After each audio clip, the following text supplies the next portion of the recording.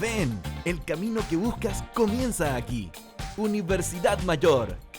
Somos una institución con 28 años de existencia, comprometida con la calidad y excelencia de la educación de nuestro país. Por eso nos sometimos voluntariamente al sistema de acreditación en Estados Unidos y hoy somos la primera universidad de América Latina reacreditada por la Middle States Commission on Higher Education. De igual forma, nuestra universidad ha sido reacreditada en Chile por la Comisión Nacional de Acreditación. Contamos con 3 facultades y 34 carreras en 9 campus en Santiago y 1 en Temuco. Ven a vivir la experiencia mayor. Tenemos todo lo que necesitas: conocimiento, tecnología, deporte, cultura y entretención. Todo lo que buscas para que disfrutes la carrera de tu vida. Universidad Mayor, para espíritus emprendedores.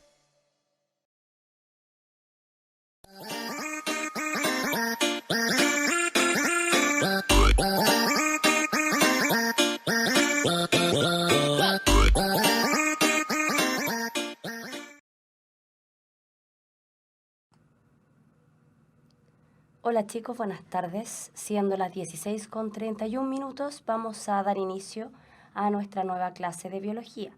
Recuérdenme, o en realidad avísenme si se escucha bien, si se ve bien, para solucionar al tiro cualquier cosa. ¿Sí? ¿Se ve bien? ¿Se escucha? Perdón, estoy un poco disfónica con los fríos. Todo ok. Me avisan ya. Cualquier cosa, ustedes saben desde el año pasado, los que ya nos veían, que tiendo a resfriarme y que casi muero en alguna clase el año pasado. Así que vamos a dar inicio inmediatamente. Lo que vamos a ver hoy en biología es aparato sexual femenino, regulación hormonal, y también vamos a hablar un poquitito del gameto femenino, que se conoce como ovocito secundario. Entonces, empezando el aparato reproductor femenino, podemos clasificarlo de una manera sumamente lógica, que es el aparato sexual interno y el aparato sexual externo. El aparato sexual externo tiene como función principalmente la protección de la entrada al conducto vaginal, lo que permite mantener un ambiente más o menos adecuado dentro del conducto vaginal para que no se desarrollen infecciones y todo eso, y además para proteger la entrada al útero cuando existe algún embarazo. Por lo tanto, para eso sirve el aparato reproductor femenino externo. Dentro de este aparato tenemos varias estructuras, por ejemplo, los labios menores, los labios mayores, ¿verdad? La abertura uretral y la abertura vaginal, porque como ustedes ya saben, el conducto vaginal y la uretra, en nuestro caso, en el caso de las mujeres, no coincide, no es el mismo. No así en el hombre, que la uretra servía para la eliminación de la orina y también para la eliminación del conducto del líquido seminal. ¿Se escucha bajo? Voy a subir un poquitito aquí el volumen. Y por ahí, ¿se escucha bien? ¿O se escucha bajo aún? Por ahí. O mejor acerco el micrófono. Se escucha mejor, ¿verdad? O súbanle ustedes el volumen también, como dice ahí el compañero Sebastián y Cristóbal. Entonces, como les decía, la abertura uretral, que es la salida de la uretra, en la mujer elimina orina, mientras que el conducto vaginal se encarga de la eliminación de la menstruación. También sirve para la relación coital, y también, para no decir eliminación, iba a decir eliminación del feto, pero en realidad es para el parto. Entonces, me pregunta Julio, ¿para qué sirve el clítoris? El clítoris es la estructura que tiene mayor cantidad de terminaciones nerviosas, por lo tanto sirve para la excitación, que favorece, por supuesto, todo el proceso de lubricación que facilita nuevamente el coito o la penetración. Es una estructura que es homóloga del glande del pene en el hombre, que lo conversamos la semana pasada. Entonces, en el aparato sexual femenino interno vamos a encontrar diferentes estructuras. Desde afuera hacia adentro tenemos el conducto vaginal o vagina, que al encontrarse con el útero se forma el cuello uterino, que es un angostamiento. Tenemos además el útero, que es una estructura muscular, una sola, que tiene la función de albergar al embrión y luego al feto hasta el momento del parto. Esta se une a los oviductos, o desde ella salen los oviductos, 2, uno a cada lado, para conectar con los ovarios, que también son 2, uno a cada lado. Entonces, el conducto vaginal va a tener la función de recibir el líquido seminal y además servir de canal de parto. El útero va a tener la función de albergar al embrión y luego al feto hasta el momento del parto. Y los oviductos, que en la imagen dice trompa de falopio, pero se le ha cambiado el nombre y no encontré ninguna que tuviera el nombre actual, que corresponde a los oviductos, o antiguamente llamadas trompas de falopio, que son conductos que en el interior tienen cilios, ¿sí? Tienen pelito en las células y se encargan de arrastrar al ovocito hacia el útero cuando ha sido fecundado y cuando no también. Es el lugar donde ocurre la fecundación, en el primer tercio de la trompa de falopio o del oviducto. En este sector más o menos ocurre la fecundación, que es el lugar específico donde se une ovocito y espermatozoide. ¿Qué más? Los ovarios, que son las gónadas femeninas, son el homólogo de los testículos, por lo tanto cumplen la misma función, que es producir hormonas, que son los estrógenos y la progesterona en el caso de la mujer, y además tienen la función de la producción de ovocitos o células sexuales. Haciendo un recordatorio de la clase anterior, pero ahora viendo el tema de la mujer, las características sexuales primarias, al igual que en el hombre, corresponden a la formación de los genitales. Estos genitales, como ustedes pueden ver en la imagen allá arriba, puede formar o los genitales masculinos o los genitales femeninos. Esto está siempre determinado por la genética.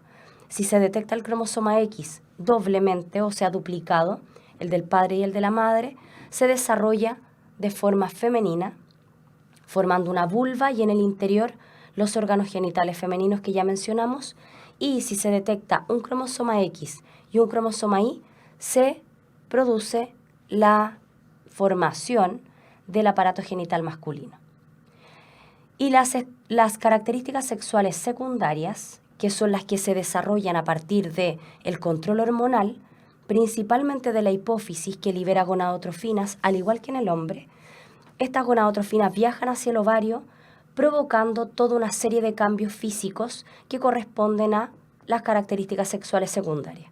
En la mujer encontramos dentro de estas características crecimiento de mamas, acumulación de grasa en ciertas zonas, por ejemplo en las caderas, además el desarrollo de vello axilar y también vello púbico, y también encontramos crecimiento, ¿cierto?, la maduración de los huesos y por supuesto aumenta el tamaño de los genitales, tanto del útero como del conducto vaginal y de los ovarios. ¿Qué características se desarrollan en la mujer? Los genitales se engruesan y también aparece el vello púbico. Se ensanchan las caderas porque la cadera en la mujer es más ancha que en el hombre. Posee también un cartílago en la zona anterior, en la parte de adelante, que es posible separar un poquito la cadera para el momento del parto. Además, crecen las mamas y se desarrollan los pezones a partir del botón mamario, que se empieza a desarrollar a eso de los 8 o 9 años, y ya en la edad adulta se desarrollan como pezones. Tal y como dice Karen, ese cartílago del que yo les hablo es la sínfisis del pubis. Entonces, en comparación, en la pubertad, hombres y mujeres desarrollan características sexuales secundarias, porque las primarias, recordemos, corresponde a la genética, que son los cromosomas sexuales, y además a la formación de los aparatos genitales, tanto femenino como masculino. Las características sexuales secundarias que comparten tanto hombres como mujeres, por ejemplo, es un desarrollo mayor o una producción mayor de sebo a partir de las glándulas sebáceas que producen finalmente el acné. Pueden provocarlo como pueden no provocarlo. Además, también cambia la voz. En la mujer se adelgaza mientras en el hombre se engruesa. Aparece el vello axilar, también aparece vello púbico, se ensanchan las piernas, se engruesan también y crecen los genitales, tanto en hombre como en mujer. La diferencia entre uno y otro, por ejemplo, que en los hombres los hombros se ensanchan, entonces la espalda queda en forma de triángulo. También los testículos se agrandan y aparece el vello facial. Y hay un desarrollo muscular mayor que en la mujer. En la mujer lo que se desarrolla más es las mamas. Además, aumenta el grosor de las caderas y también hay un aumento en la acumulación de grasa, tanto en las mamas como en la zona de las caderas. Me hacen varias preguntas. Recuerden que las preguntas las dejamos para el final, para no perdernos. Pero mientras tanto me pregunta Elizabeth, si se pierde un ovario, ¿disminuye mucho la fertilidad? Tiene que usted pensar que mes por medio debería, en realidad eso es lo que dice la bibliografía, que se ovula mes por medio en cada ovario. Pero cuando los órganos están en duplicado, tiende a ocurrir que un solo órgano cumple la función de ambos, como pasa por ejemplo con los riñones. Por lo tanto, no debería disminuir mucho la fertilidad. Eren me dice, profe, ¿un hombre puede tener hormonas tipo mujer y viceversa? La mujer sí tiene desarrollo de testosterona. Lo que ocurre es que la testosterona se transforma en estrógeno porque ambas son andrógenos dentro de la clasificación de las hormonas. Por lo tanto, la testosterona se transforma en estrógeno y eso le entrega a la mujer el desarrollo, mejor dicho, de las características sexuales secundarias. Por lo tanto, sí, podemos tener de ambas hormonas y a fin de cuentas tenemos los mismos órganos. Me pregunta Eren, profe, ¿qué cambios hay en una mujer luego de su primer embarazo? La verdad es que va a depender de la contextura de la mujer y bastante de la genética. Porque, por ejemplo, una mujer puede tener una piel de muy buena calidad, puede también tener una buena alimentación, puede tener también una buena hidratación y por lo tanto su piel va a ser de mejor calidad. Esta mujer tiene menos probabilidades de desarrollar estrías en su piel. No así las mujeres que, por genética también, van a tener una piel de peor calidad. Por lo tanto, es difícil establecer cambios producto de un embarazo posterior a ese embarazo en todas las mujeres. Eso es difícil de hacer. Ágata me pregunta qué sucede cuando la mujer tiene más hormonas masculinas que femeninas. Eso se llama androgenismo ovárico, antiguamente conocido como ovario poliquístico. Eso disminuye la fertilidad. Que haya una mayor cantidad de testosterona provoca que en los ovarios no se desarrolle el ovocito y por lo tanto no hay ovulación. Por lo tanto, obviamente disminuye mucho la fertilidad. Se trata con pastillas anticonceptivas por algún tiempo. Julio me pregunta, profesora, ¿por qué los hombres tienen pezones? En realidad eso es porque somos de la misma especie, pero lo que los hombres no tienen es desarrollo de glándula mamaria, aunque tienen un remanente como un órgano vestigial, por ejemplo, que en presencia de alguna enfermedad que le produzca prolactina, que es la hormona de la lactancia, el hombre puede desarrollar glándula mamaria y tener producción de leche. De todas formas, Felipe me pregunta, o a las mujeres que les sale barba, es exactamente lo mismo. La testosterona provoca esos cambios masculinos. Por lo tanto, cuando una mujer tiene una mayor cantidad de testosterona que de estrógeno, y este estrógeno no se produce a partir de esta testosterona, aparecen caracteres sexuales secundarios masculinos. Karen me pregunta en qué órganos es más común que se produzca progesterona. La progesterona se produce a partir de el ovario, ¿cierto?, del cuerpo lúteo, durante las 2 semanas posteriores a la ovulación. Si hay embarazo, la hormona del embarazo, que es producida por el feto, que lo vamos a ver la próxima semana, estimula este cuerpo lúteo para que siga produciendo progesterona. Esto hasta el tercer mes, donde la progesterona es producida por la placenta. Jamás se les debe olvidar que la placenta recién empieza a funcionar al tercer mes. Por eso el primer trimestre el embrión es tan vulnerable. Entonces, regulación hormonal del ciclo menstrual. Si se fijan, todo comienza en el hipotálamo. Se activa el hipotálamo al empezar la pubertad de la mujer, que esto ocurre alrededor de los 9 o 10 años. El hipotálamo se activa liberando un factor que estimula la liberación de gonadotrofinas que corresponden a la FSH, hormona folículo estimulante, y a la LH, hormona luteinizante. En la hipófisis anterior o adenohipófisis se sintetizan y se liberan estas hormonas luego que comienza la pubertad. Estas hormonas son las encargadas del desarrollo de la producción y síntesis de las hormonas estrógeno y progesterona en el ovario, y además de la estimulación de la meiosis en el ovario también para las células sexuales, que en este caso son los ovocitos. Si se fijan, en este caso también hay una retroalimentación de tipo negativa, al igual que en el caso del hombre. Si el hipotálamo produce una gran cantidad de factor liberador, este estimula a la hipófisis libera FSH, lo envía hacia el ovario y permite el desarrollo de los folículos, ¿cierto? Desde folículo primario hasta folículo de Graf, que es el que va a enviar el ovocito hacia el oviducto, el que va a ovular. Mientras que la LH es la encargada de estimular la ovulación, por lo tanto la vamos a tener en una gran cantidad a la mitad del ciclo, en el día 14 más o menos, en un ciclo de 28 días. La ovulación también va a estimular la LH, por eso se llama hormona luteinizante, estimula el desarrollo del cuerpo lúteo, por lo tanto el cuerpo lúteo se va a encargar de producir progesterona y de mantener los estrógenos en un nivel adecuado. El folículo dentro del ovario es el encargado de la producción de estrógenos.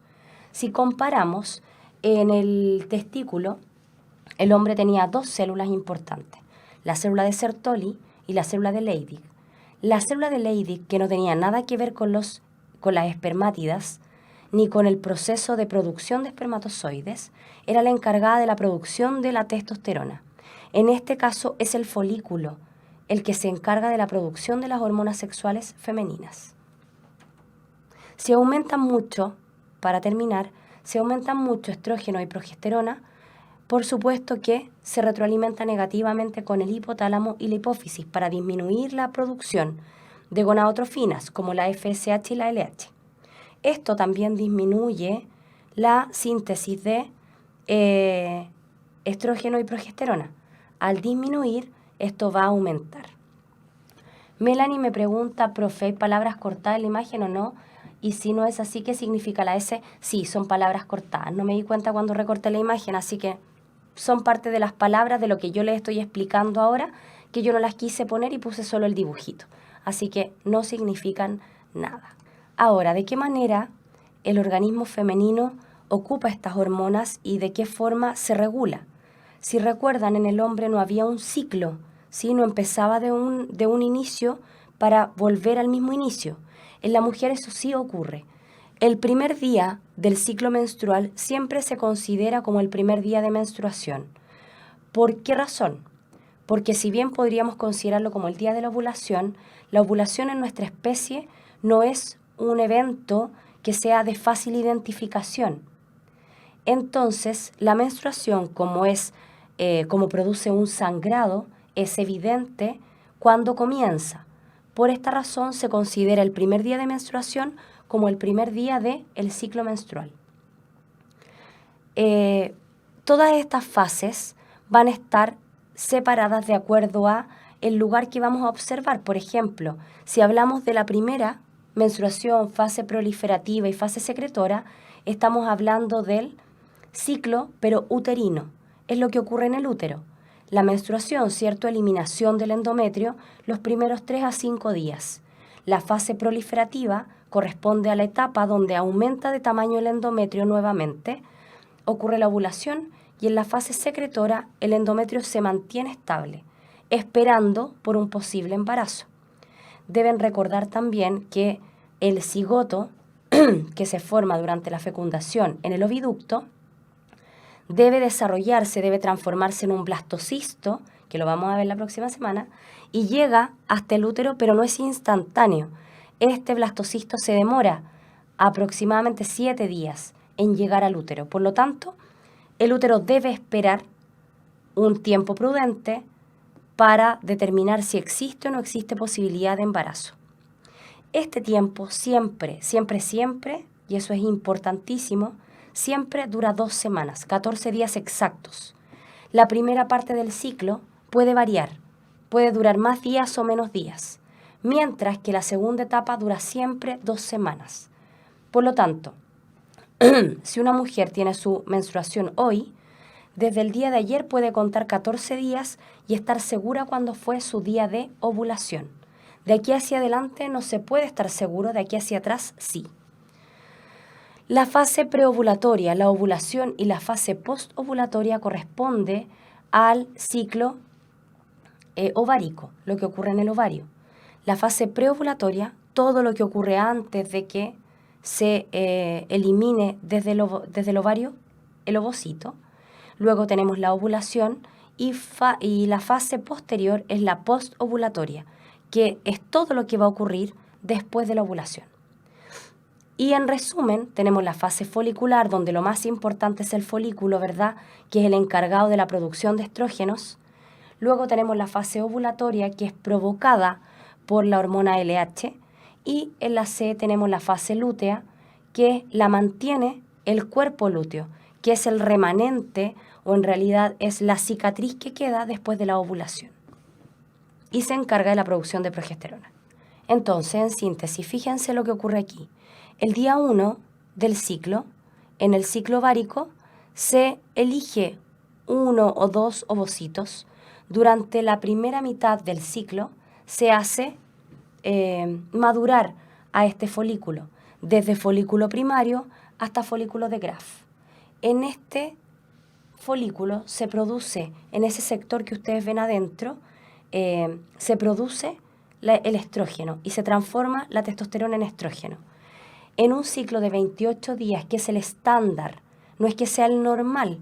Hay ciclos normales de 24 días, hay ciclos normales de 35 días, pero en un ciclo estándar de 28 días, que es el promedio de las mujeres, la ovulación ocurre el día 14. Posterior a esto tenemos la fase lútea, donde el cuerpo lúteo es el que va a mantener la progesterona en niveles altos, para que el endometrio permanezca en su lugar y no se desprenda, con lo que podría provocar la menstruación. Y al final, entre el día 26 y 28, ocurre la degradación de este cuerpo lúteo y se transforma en cuerpo albicans. Este cuerpo albicans ya no tiene la posibilidad de producir progesterona y permanece en el ovario como una cicatriz. En ese momento descienden los niveles de progesterona y el endometrio se desprende, produciendo nuevamente una menstruación comenzando con el día 1 del siguiente ciclo. En este caso, podemos ver el ciclo menstrual, ¿cierto?, pero en el útero y en relación con lo que ocurre en el ovario. Si se fijan, tenemos la etapa premenstrual, ¿cierto? Luego tenemos la etapa de menstruación y posteriormente la etapa postmenstrual y nuevamente la ovulación. Pensemos que la menstruación es el momento en el cual se renueva el tejido interno del útero, por lo tanto se debe desprender el endometrio y finalmente vuelve a crecer, con la intención de albergar a un embrión en el siguiente ciclo. Me preguntan, Karen, ¿en cuál de esas etapas hay más probabilidad de que haya una fecundación? Lo vamos a ver en la siguiente diapositiva. Belén, hay más probabilidad de la ovulación. Tiene toda la razón, pero lo vamos a ver en el gráfico. Felipe, ¿qué función tiene la vulva en el aparato reproductor femenino? Lo mencionamos en un principio. La función que tiene es la protección del conducto vaginal. Y Karen, profe, ¿cómo surge la endometriosis? La endometriosis es la aparición de tejido endometrial en otros órganos del cuerpo. Esto es una enfermedad, por lo tanto, no es que surja de la nada, sino que debe tener sus causas. Pero en realidad no las manejo muy bien, pero la endometriosis corresponde a eso, al crecimiento del endometrio en otras partes del cuerpo. Y con lo consiguiente que en el momento de la menstruación, como no están las hormonas presentes, no está la progesterona, también tiende a sangrar en diferentes partes. Felipe, ¿puede una mujer quedar embarazada con la menstruación? Lo vamos a ver ahora. Y no puede quedar embarazada cuando está con menstruación, siempre y cuando hablemos de una mujer que tiene un ciclo regular. Si es una mujer con un ciclo irregular, puede ovular en cualquier momento del ciclo. Por lo tanto, puede coincidir una ovulación con la menstruación, si no necesariamente tiene que ser un ovocito. Pueden ser más ovocitos, de ahí que tengamos también la posibilidad de los embarazos múltiples. Pueden salir 2 ovocitos, 3 ovocitos, y eso termina generando un embarazo múltiple. Y pueden salir a destiempo también. Ahora, fíjense por favor en las hormonas.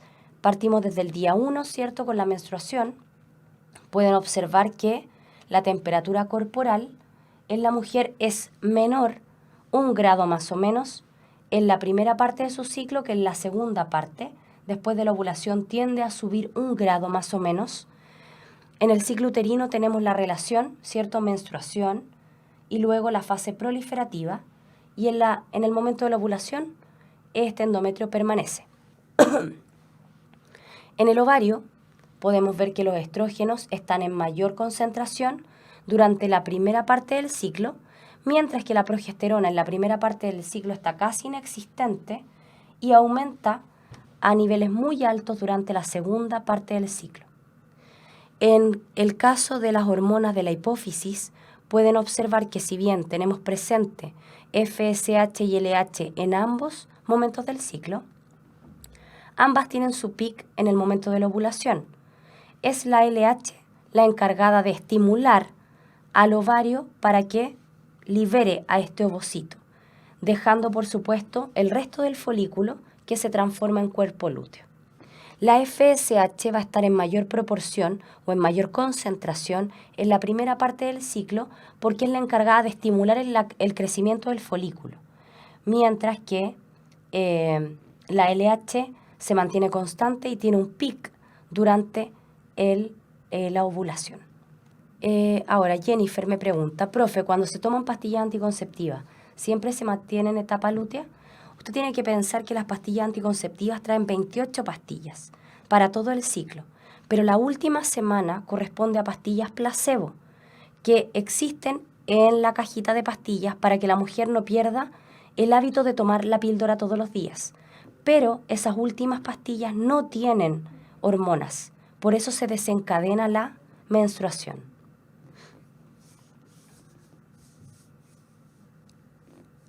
Valentina, qué pena, parece que me puede decir cuándo son las clases. Está arriba, aquí mismo en la página, mírelo. Son los días miércoles a las 16:30. También está en la página de Facebook, también está en el chat, en todas partes.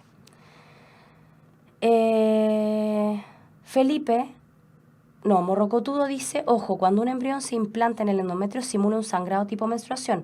Eso tampoco ocurre en todas las mujeres.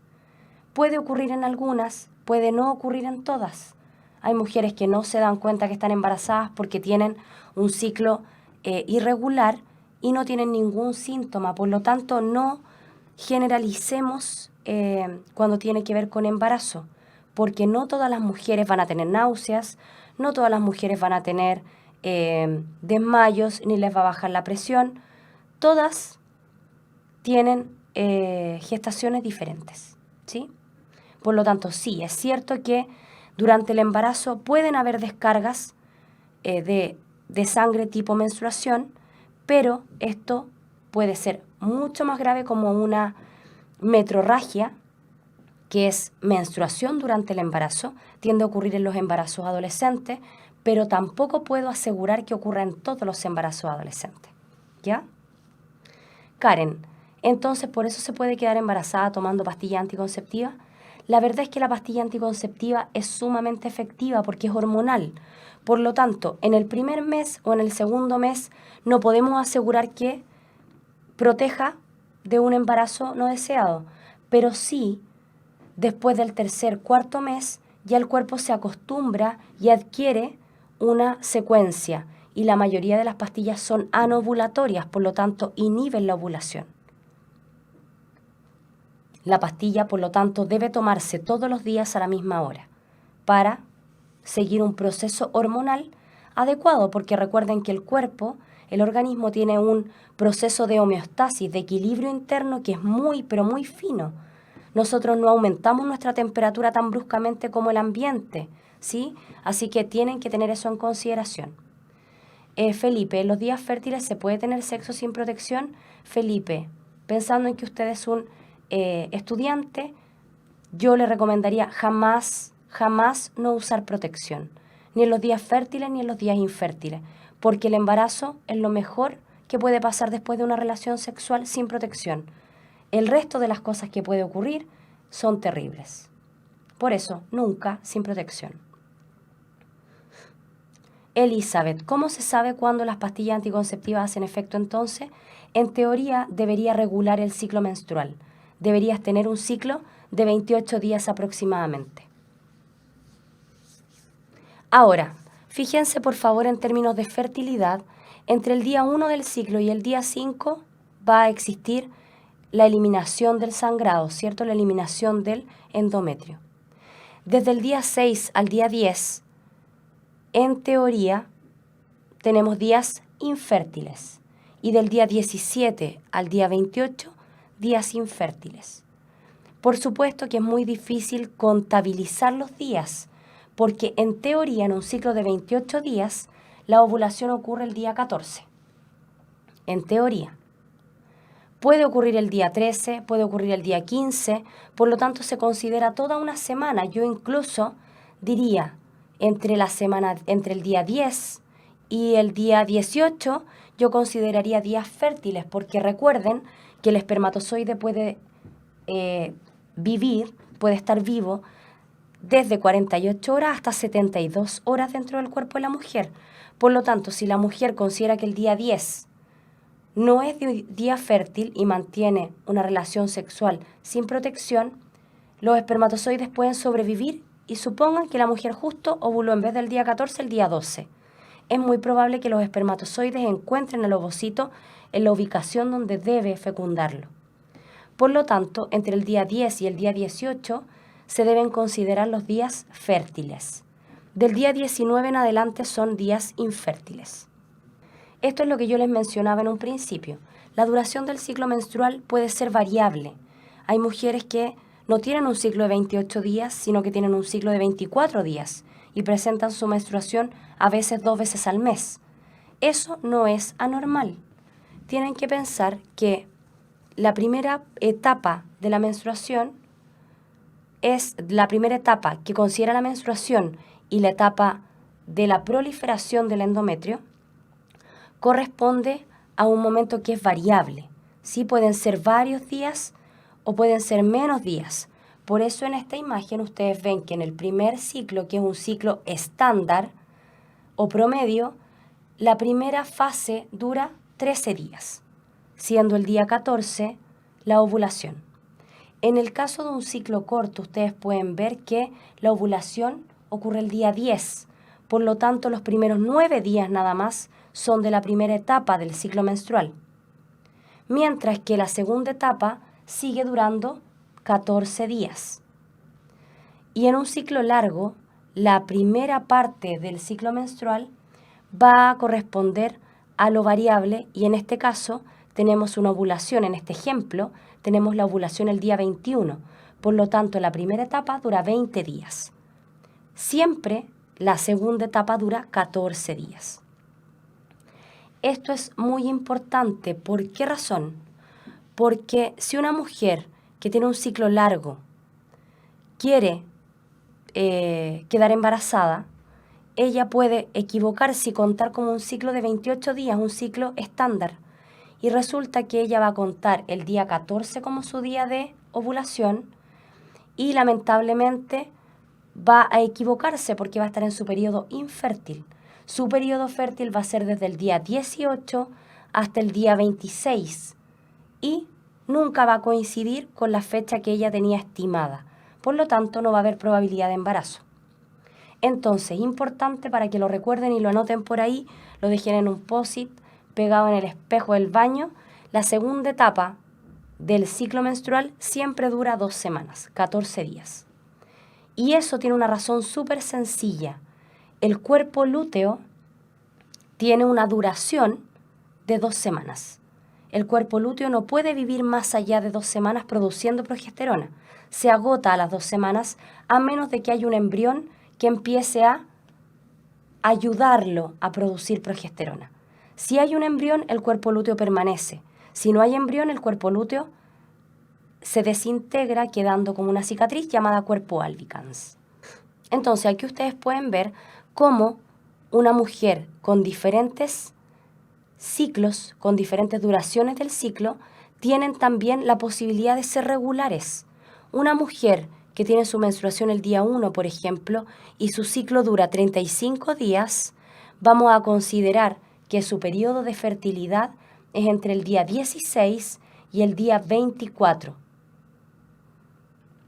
Eso es mucho después de, siendo su ovulación, por supuesto, el día 20. Por lo tanto, está 6 días alejado de la ovulación del promedio, que sería el día 14.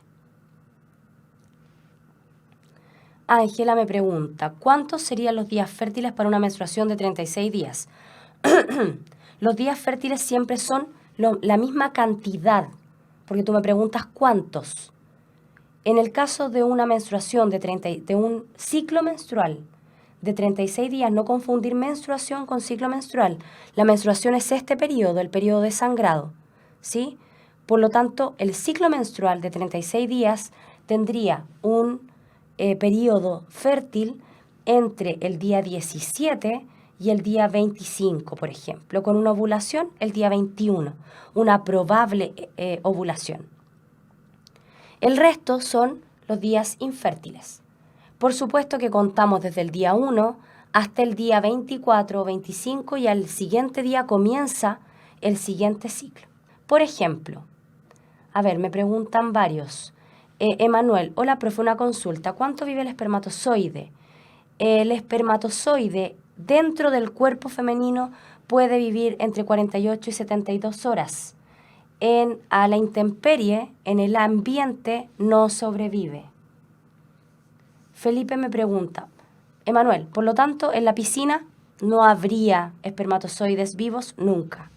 Felipe Infante me pregunta, o sea que los días que está el cigoto en la trompa es de 3 a 4 días, son 7 días. 7 días se demora, más o menos, en llegar el cigoto, transformándose en mórula, después en blastocisto, hasta el útero. No voy a leer lo que dice Brian porque lo vamos a ignorar, ¿ya? En este caso, pero todas las demás léanlo. Una mujer con un ciclo menstrual de 28 días. La menstruación se ocurre el día 12 de enero. Si contamos desde el día 12 hasta el día 14, tenemos el día 25 como ovulación aproximada, más o menos. Por lo tanto, contabilizamos 3 días hacia atrás y 3 días hacia adelante, que va a considerar los días fértiles. Luego, si calculamos, desde el día de la ovulación son 14 días hacia adelante, siempre. Por lo tanto, la próxima menstruación o la posible próxima menstruación sería el día 9. Si esta mujer tiene su próxima menstruación el día 9, ella puede estar segura de que su ovulación fue el día 25 del mes anterior. Si la menstruación ocurre el día 10, puede estar segura que fue el día 26. Esa es la idea con la que quiero que se queden, que la segunda mitad del ciclo siempre es la misma. Duración. ¿Qué ocurre si no hay embarazo? El cuerpo lúteo se desintegra, como ya les dije, y se transforma en cuerpo albicans, dejando de producir estrógenos y progesterona. Por lo tanto, el endometrio cae, provocando, por supuesto, la menstruación. y empezando un nuevo ciclo. Tenemos que pensar que siempre depende de la progesterona. ¿Quiere que me devuelva los días? Ahí, Sebastián, me devolví. ¿Cuál es su pregunta de esta diapositiva para avanzar? No se preocupe, Brian, tiene bastante razón, porque así tienen una guía con mejor experiencia, porque yo me sé lo teórico, pero cada mujer tiene su propia reacción. Por algo existen tantas píldoras anticonceptivas de tantas marcas diferentes en el mercado, porque no a todas les sirven las mismas pastillas anticonceptivas. Y tienen que pensar que también la pastilla anticonceptiva, como es hormonal, es a largo plazo.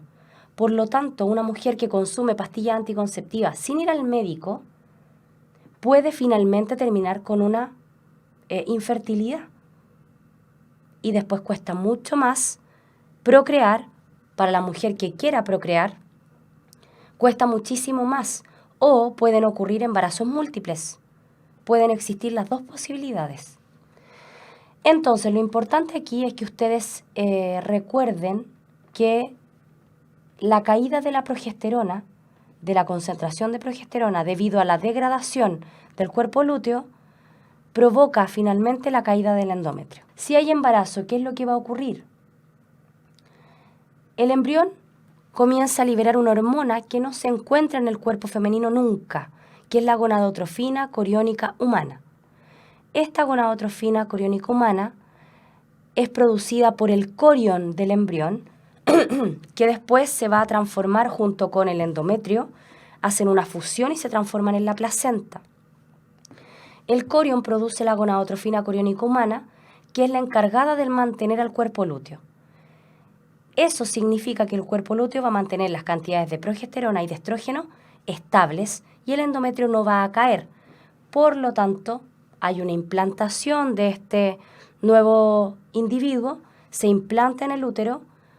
Durante 3 meses, la gonadotrofina coriónica humana mantiene estos niveles de progesterona y estrógeno y al tercer mes, si se fijan, a las 12 semanas comienza a descender, porque a las 12 semanas tenemos 3 meses, lo que significa que empieza a funcionar la placenta como órgano, que es un órgano sumamente importante durante el embarazo y lo vamos a conversar la próxima semana. Ahora, el gameto femenino o el ovocito secundario, deben recordar que el ovocito no termina su meiosis sino hasta que es fecundado. Cuando es fecundado, el ovocito termina su meiosis 2 liberando el segundo cuerpo polar o el polocito 2, arrastrando material genético. Luego de eso, en el interior del ovocito se unen los núcleos y se desarrolla el cigoto. Lo vamos a ver en detalle la próxima semana. Pero recordar que el gameto femenino corresponde al ovocito secundario. Si el ovocito secundario que está detenido en metafase 2 no es fecundado, no termina su meiosis, ¿sí? Por lo tanto, es el gameto femenino que tiene la función de la reproducción. Diego, la hormona se llamaba gonadotrofina coriónica humana y es esa la que miden los test de embarazo, tanto sanguíneos como de orina. Algo importante, cuando se mide con el test de orina y aparece positivo, siempre es positivo. No hay falsos positivos para la detección de esta hormona, porque esta hormona en el cuerpo de la mujer no se produce de manera natural, solo se produce cuando hay embarazo. Si es que aparece la HCG en la orina, significa que sí hay embarazo, siempre. Cuando hay un negativo, se debe volver a repetir porque puede existir un falso negativo. Recuerden que las hormonas si bien se eliminan por la orina, pero están en mayor concentración en la sangre. Entonces, vamos con los ejercicios. Pregunta número 1. Con respecto a los oviductos, ¿es correcto afirmar que su función es ser el lugar donde 1. Se produce la implantación, 2. Normalmente se produce la fecundación, C. Se albergan los ovocitos, D. Se produce todo el desarrollo embrionario, E. Maduran los ovocitos? ¿Cuál de estas es correcta? Sebastián me contestó, Emanuel también, ¿alguien más? Claire, Jennifer, Francisca, correcto, todos correcto. La respuesta correcta es B. Normalmente se produce la fecundación. Es en este lugar donde ocurre la fecundación. Tienen que pensar que el ovocito no se mueve solo, por lo tanto debe ser arrastrado por los cilios del oviducto. Esto demora alrededor de 7 días. Si el ovocito se encuentra con los espermatozoides al llegar al útero, por ejemplo, aunque hubiese una fecundación, no habría embarazo, porque no alcanza a desarrollar todas las células que necesita para implantarse. Pokémon Black, sí, los oviductos son las trompas de falopio, que hoy se llaman oviductos. Se está intentando en anatomía, los que pretenden estudiar algo relacionado con medicina, se está intentando en anatomía modificar los nombres para establecer nombres que sean funcionales, o sea, que indiquen la función. El oviducto tiene la función de transportar al ovocito, por eso se llama oviducto. Trompa de falopio se llamaba así por el caballero que las descubrió, que era de apellido Falopio, y eso se quiere eliminar de la ciencia de la anatomía. La pregunta 2. La regulación directa de la función de las gónadas es realizada por A. Hipófisis, B. Hipotálamo, C. Las células de Leydig, D. Las células foliculares y E. Las células de Sertoli. ¿Cuál de estas es la correcta? Sebastián va como avión. Ya me contestó rápidamente. ¿Alguien más? Ya necesito desempatar.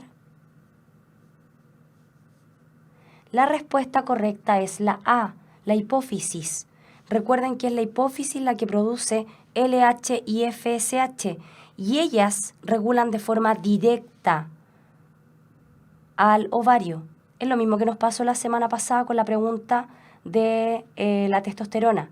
Recuerden que si bien el hipotálamo regula a la hipófisis, es la hipófisis la que regula de forma directa. El hipotálamo lo hace de forma indirecta. 3. La progesterona se define como la hormona que mantiene el embarazo. Esta acción se basa en que la progesterona A. Estimula la función del hipotálamo, B. Mantiene la función del endometrio, C. Estimula la implantación del embrión, D. Favorece la segmentación del embrión, E. Estimula la secreción hormonal de la hipófisis. ¿Cuál de estas es la correcta? Mientras responden, le respondo a Chica Dulce. Esta materia es de segundo medio, por lo tanto, entra en las preguntas de biología común.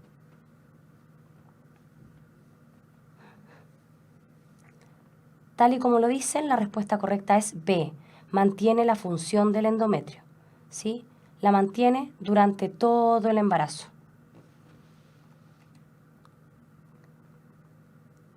B. Mantiene la función del embarazo para los que se equivocaron. 4.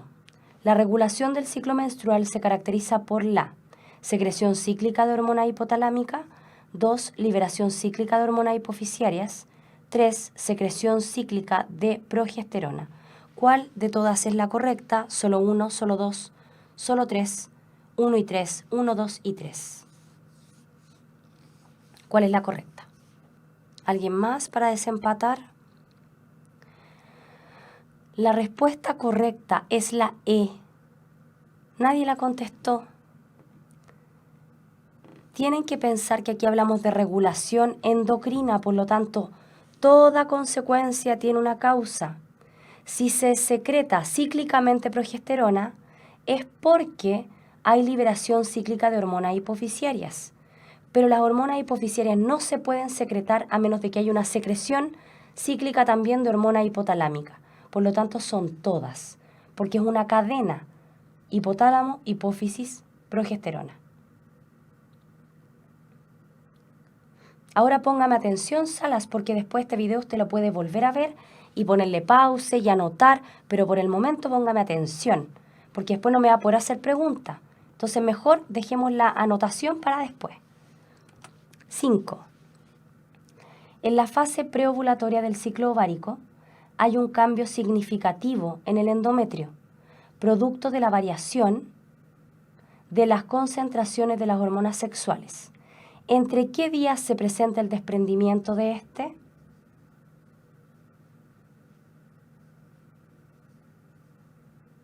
Talita, lo voy a explicar cuando terminemos las preguntas porque así me devuelvo al esquema.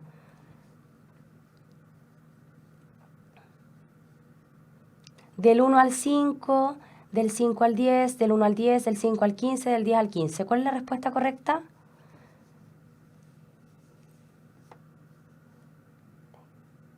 La respuesta correcta es A. Del día 1 al día 5. Esos días se desprende el endometrio. Corresponde a la menstruación. 6.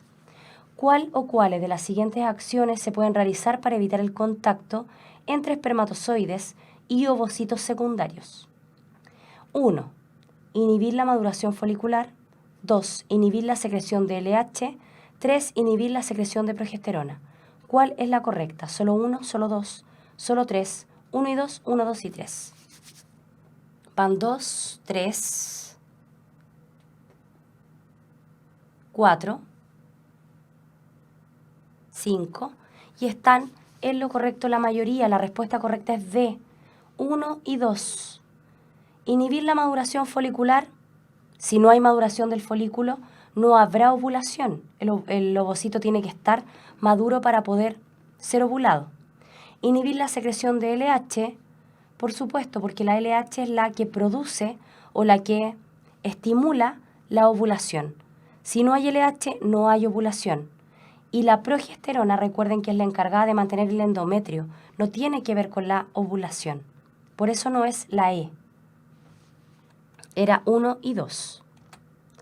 Le damos la bienvenida nuevamente a la Universidad Mayor con su pregunta desafío.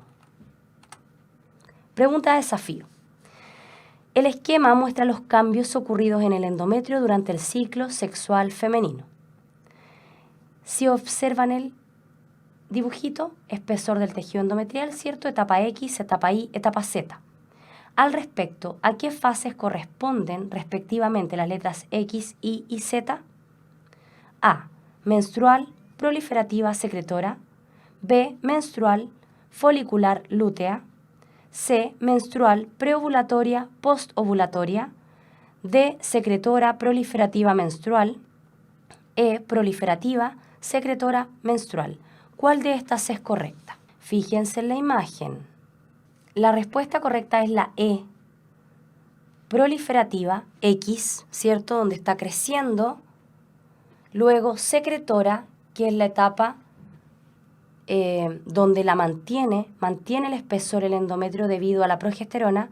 Y finalmente en la Z tenemos la etapa menstrual. Brian, ¿en qué se debe fijar para contestar correctamente? En que en este caso, como habíamos visto el día 1 con la menstruación, habríamos visto la etapa Z acá adelante, partiendo con la menstruación. Pero en este caso, la menstruación se puso al final, empezando el siguiente ciclo. ¿Me entiende? En eso se debe fijar. Le damos las gracias nuevamente a la Universidad Mayor que nos acompaña en las clases streaming con la pregunta desafío. 8. Esta es más larguita y es una pregunta de habilidades del pensamiento científico. Recuerden que esto viene incorporado desde el año pasado en la PSU. El uso de anticonceptivos orales combinados, estrógenos más progesterona, se ha relacionado con un menor riesgo de cáncer de ovario. En relación a esto, un grupo de investigadores entrevistaron a 767 mujeres diagnosticadas con cáncer de ovario y a 1.367 mujeres control. En cada caso se les preguntó si habían usado anticonceptivos orales y la marca usada. A partir de la información sobre la marca de los anticonceptivos, se obtuvieron los datos sobre los niveles de estrógeno y progesterona que contenían, clasificando las píldoras como de alta dosis o baja dosis. Además, las mujeres fueron consultadas por su edad, número de embarazos, grupo étnico y antecedentes familiares de cáncer de ovario para poder controlar estos factores que también se relacionan con la probabilidad de desarrollar esta patología. Con respecto a esta investigación, ¿cuál de las siguientes preguntas se busca responder? A. ¿Cómo aumenta el riesgo de cáncer de ovario con la edad? B. ¿Hay diferencia entre grupo étnico en el riesgo de cáncer de ovario? C. ¿Cuál es la dosis de estrógeno y progesterona más efectiva para reducir el riesgo de cáncer de ovario? D. ¿Son las píldoras compuestas solo por estrógenos más o menos efectivas para reducir el riesgo de cáncer de ovario? E. ¿Qué efecto tienen los embarazos sobre el riesgo de desarrollar cáncer de ovario? ¿Cuál de estas es correcta? Ya tengo varias y están en lo correcto. La respuesta es C. ¿Cuál es la dosis de estrógeno y progesterona más efectiva para reducir el riesgo de cáncer de ovario? Eso debido a que en la lectura podemos identificar que la variable independiente será la concentración o alta dosis o baja dosis. Por lo tanto, debe ser esta, enfocada a la dosis. Si hablamos de cómo aumenta el riesgo de cáncer de ovario con la edad, eso tendríamos que comparar solamente utilizando las edades sin considerar el uso de anticonceptivos. Pero en este caso lo que se quiere comprobar es cuál es la dosis. 8. La siguiente tabla muestra la concentración de una hormona X en diferentes individuos. Pueden observar hormona X, varón de menor a 16 años, 0,9 nanogramos por ml, niña, menor a 9 años, 0,5, mujer en fase preovulatoria 1,5, mujer en fase postovulatoria 5,5, mujer al término del embarazo 150 y mujer postmenopáusica 0,6. ¿Cuál es la respuesta correcta? Progesterona, estrógeno, testosterona, FSH o LH. Con seguridad, Karen, ¿cómo con signo de interrogación? Contéstela de nuevo, pero con seguridad. Porque estaba en lo correcto. La respuesta es A, progesterona. Fíjense que en el varón de menor a 16 años tenemos una baja concentración de progesterona. Existe, pero en muy baja cantidad. La más notoria o la que nos da podríamos decir, la clave para responder esta pregunta es mujer al término del embarazo. Una mujer al término del embarazo debe tener una progesterona altísima. Imagínense que es un endometrio que tiene que mantener un embarazo que está llegando a término. Por lo tanto, debe ser la progesterona. No puede ser testosterona, porque en la mujer también habría una mayor cantidad y la testosterona no aumenta en el embarazo. Los estrógenos tampoco tienen relación con el embarazo, por lo tanto no aumentan en cantidad. Y FSH y LH están siempre presentes, pero dentro del rango del ciclo. 10. Una mujer que generalmente presenta ciclos regulares de 29 días, anota en el calendario los días que duró su menstruación en el mes de julio, tal y como se muestra a continuación. ¿Sí? Partió el día 6, terminó el día 10. A partir de la información, ¿cuál de las siguientes afirmaciones es incorrecta respecto a esta mujer? Incorrecta. Brian, mientras la piensan, Brian, la progesterona, ¿cuánto tiempo dura? Dura hasta que finaliza el embarazo.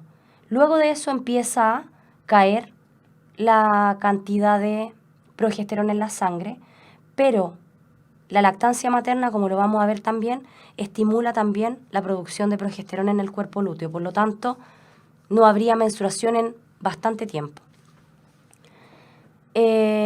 La respuesta incorrecta. A. Su próxima menstruación comenzará aproximadamente el 4 de agosto. B. Su periodo fértil tendrá lugar entre la tercera y la cuarta semana de julio. C. Los últimos días de julio presentará altos niveles de progesterona. D. La ovulación se producirá seguramente el 24 de julio. E. Su endometrio alcanzará el máximo espesor después del 20 de julio. ¿Cuál es la respuesta correcta? Llevo 2. Cuenten los días, recuerden. Estamos hablando de un ciclo regular de 29 días. ¿Están en lo correcto? La respuesta correcta es D. La ovulación se producirá seguramente el 24 de julio. ¿Qué día se producirá aproximadamente la ovulación? El día 19, ¿verdad? Porque si contamos hacia adelante y luego contamos 14 días hacia atrás, debería aproximadamente, como terminaría el día 3 este ciclo, contando hacia atrás deberíamos coincidir con el día 19 o 20. La respuesta correcta era D. Esa es la incorrecta. Recuerden que preguntaba la incorrecta. Habitualmente estas preguntas están en la PSU. Entonces, dudas. Talita, tu pregunta era respecto, me voy a devolver, respecto de esa, ¿verdad? Tenía que ver con, sí, la pregunta que Talita no había entendido era por qué razón todo estaba relacionado. Y yo le expliqué que si no hay hipotálamo actuando, no hay hipófisis actuando porque no es estimulada. Y si no es estimulada, no produce hormonas gonadotrofinas. Por lo tanto, no habría ni estrógeno ni progesterona. Por esa razón eran las 3 respuestas. Las 3 cosas tienen que estar activas durante el ciclo. ¿Sí? Me preguntaba Brian el tema de los días. ¿Qué tema de los días? Estos días. ¿O no? ¿Cuál es su pregunta? Brian pregunta. ¿Cuál es la pregunta para respondértela? Emanuel, la gonadotrofina coriónica humana la produce el feto. El embrión en realidad, recuerda que feto se empieza a llamar después del 3er mes. Embrión se llama hasta que comienza el 3er mes y es producida en el corión, cosa que vamos a ver en la próxima clase. Jenis, no entendí desde qué día hay que empezar a contar para encontrar el día de ovulación. Debemos contar desde el día 1 de menstruación, el ciclo completo. Por ejemplo, este individuo tiene 28 días, ¿cierto?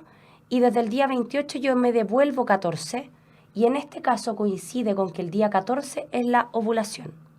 Si tengo un ciclo más largo, por ejemplo así, voy a tener que contar hasta el final, los 24 días, y después me voy a devolver 14, por lo tanto me coincide con el día 10. Pero para hacer eso y que tenga una significancia, tenemos que tener un ciclo regular. Diego, si me marcan la menstruación del 3 al 8, ¿el 3 es el primer día del ciclo? Sí. El primer día del ciclo es el día 3. Emanuel, exacto. Primero embrión, después feto. Jennifer, ¿todas las hormonas son reguladas directamente por la hipófisis? ¿Alguna la regula directamente el hipotálamo? Por supuesto, el hipotálamo produce oxitocina, que la vamos a ver la próxima semana, y también produce ADH. Esas no pasan, se almacenan solamente en la hipófisis, pero las produce el hipotálamo. Felipe, ¿cuántos óvulos maduran en una mujer en promedio? ¿Cuántos maduran en promedio? Depende, porque pueden madurar 1 por mes, 2 por mes, puede no madurar ninguno. Va a depender de la mujer, insisto. Karen, profesora, ¿puede recomendar alguna bibliografía sobre el tema? ¿Algún libro que tenga que ver con embriología les puede servir? Porque ahí se menciona todo lo que ya hemos visto. Catalina me pide volver a la última pregunta. Vuelvo a la última pregunta y nos vamos. La última, ¿cuál es su pregunta? Pregunte, que ya nos pasamos en harto rato. Brian, tiene que contar. Siempre para saber cuál es el día más o menos probable, tiene que contar los días, abarcar el ciclo completo y devolverse hacia atrás en 2 semanas. Siempre. ¿A qué edad es la menopausia? Depende también de la edad en la que la mujer comience su pubertad. Catalina, la ovulación no es el día 21. A ver, déjame contar, porque a lo mejor conté mal. 1, 2, 3, 4.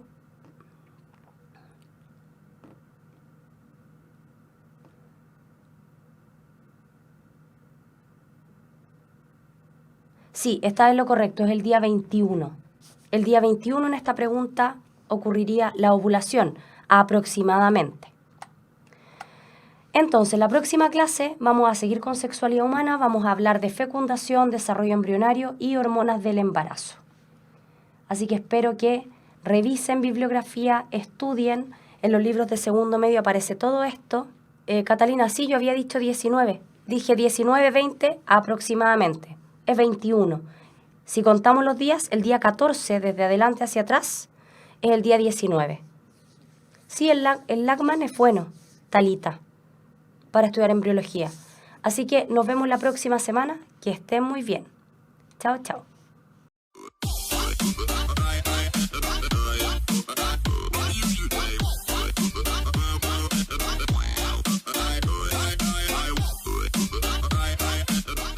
Ven, el camino que buscas comienza aquí. Universidad Mayor. Somos una institución con 28 años de existencia, comprometida con la calidad y excelencia de la educación de nuestro país. Por eso nos sometimos voluntariamente al sistema de acreditación en Estados Unidos y hoy somos la primera universidad de América Latina reacreditada por la Middle States Commission on Higher Education. De igual forma, nuestra universidad ha sido reacreditada en Chile por la Comisión Nacional de Acreditación. Contamos con 3 facultades y 34 carreras en 9 campus en Santiago y 1 en Temuco. Ven a vivir la experiencia mayor. Tenemos todo lo que necesitas: conocimiento, tecnología, deporte, cultura y entretención. Todo lo que buscas para que disfrutes la carrera de tu vida. Universidad Mayor, para espíritus emprendedores.